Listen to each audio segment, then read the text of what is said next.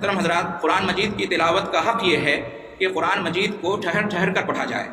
قرآن مجید کو آہستگی کے ساتھ پڑھا جائے، دھیرے دھیرے پڑھا جائے، اور بہت تیزی کے ساتھ قرآن مجید کی تلاوت نہ کی جائے۔ بالکل فاسٹ، سپر فاسٹ قرآن مجید کی تلاوت کرنا، پڑھنا اس طرح سے کہ نہ پڑھنے والے کو کچھ سمجھ میں آئے اور نہ سننے والے کو کچھ سمجھ میں آئے،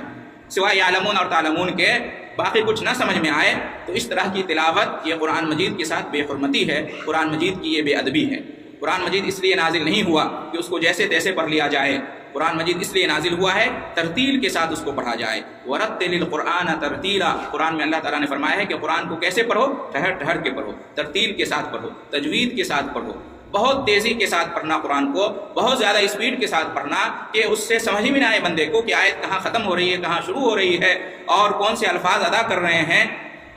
پڑھنے والے اور سننے والے کو کچھ سمجھ میں نہ آئے تو اس طرح سے قرآن مجید کی تلاوت کا حق ادا نہیں ہوتا۔ اور بڑے افسوس کا مقام ہے کہ رمضان المبارک میں قرآن مجید کو ختم کرنے کے مقصد سے یا ختم کرنے کے چکر میں یا اس کی لالچ میں اچھے لوگ اس میں غلطی کر بیٹھتے ہیں اور قرآن مجید کو انتہائی تیزی کے ساتھ پڑھتے ہیں، بہت اسپیڈ سے پڑھتے ہیں۔ خاص طور سے تراویح کی نماز میں یہ نظر آتا ہے، دیکھا اور سنا جاتا ہے کہ قاری صاحب، امام صاحب بہت تیزی کے ساتھ قرآن مجید کی تلاوت کرتے ہیں، اتنی تیزی کے ساتھ کہ پڑھنے اور سننے والے کو کچھ سمجھ میں نہیں آتا ہے۔ اس طرح کی کئی ویڈیوز بھی وائرل ہوئی ہیں، آپ لوگ بھی نے دیکھا ہوگا، اور اس میں صرف امام صاحب کی غلطی نہیں ہوتی ہے، جو سامعین ہیں، مقتدی حضرات ہیں، ان کی بھی بعض دفعہ طلب ہوتی ہے کہ جلدی جلدی قرآن پڑھیں، قرآن ہمیں ختم کرنا ہے۔